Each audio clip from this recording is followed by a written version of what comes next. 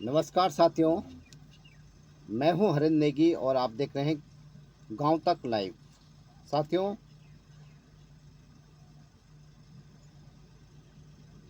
आपकी मनोकामना बाबा केदारनाथ पूरी करें।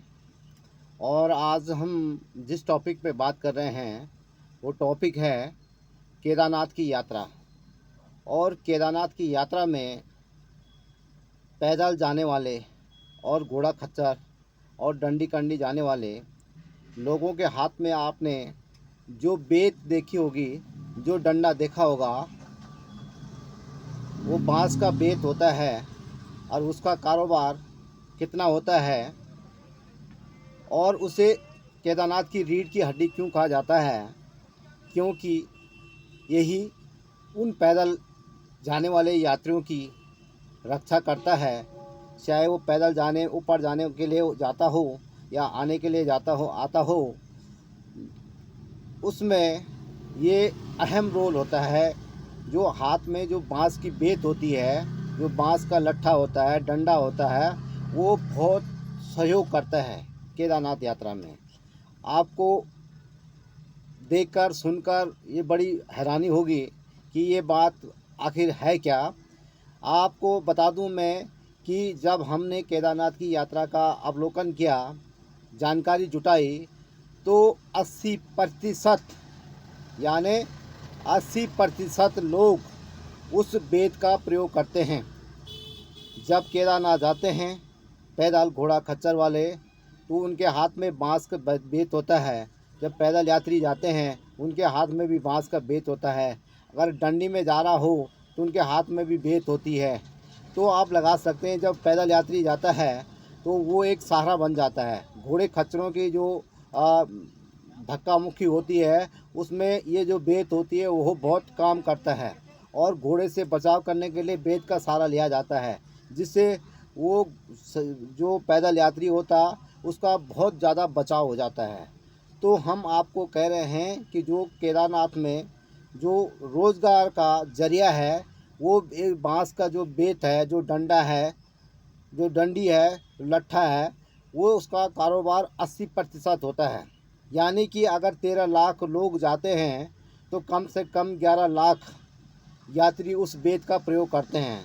तो आप मान सकते हैं कि जो बांस का जो बेत होता है, ये बम्बो बांस का होता है। और उसका प्रयोग, उसकी जो कीमत होती है, कोई 25 रुपये का बेचता है, कोई 30 रुपये का बेचता है और कोई 20 रुपये का बेचता है। तो ऐसे में मानो आप लगा सकते हैं कि 13-14 लाख यात्री अगर केदारनाथ की यात्रा पे अभी तक चले गए हैं, 13 लाख समथिंग कुछ लोग चले गए हैं, तो 80% लोगों ने उसका प्रयोग किया है।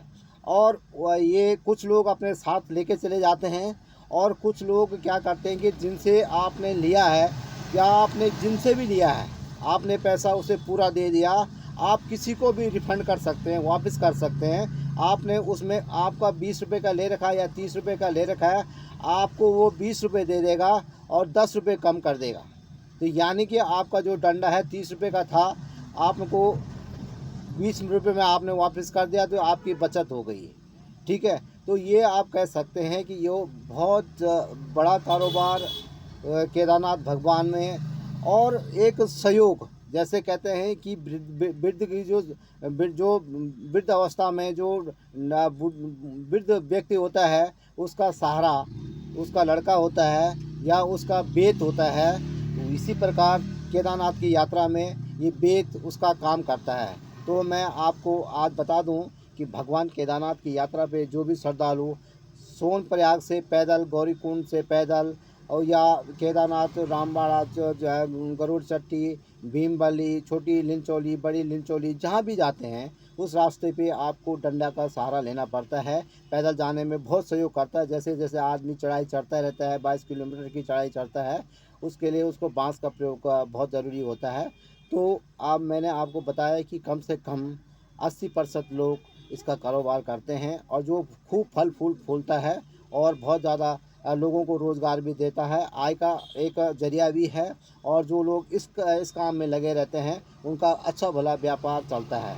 तो इसी के साथ मैं आज आपको एक केदारनाथ की यात्रा के बारे में जो हमने वर्णन किया, वो बेत के वर्णन किया, लट्ठा का वर्णन किया, और इसी के साथ मैं एक बार पुनः आपको वापस लेके चलता हूँ हरिंद नेगी गाँव तक रुद्रप्रयाग।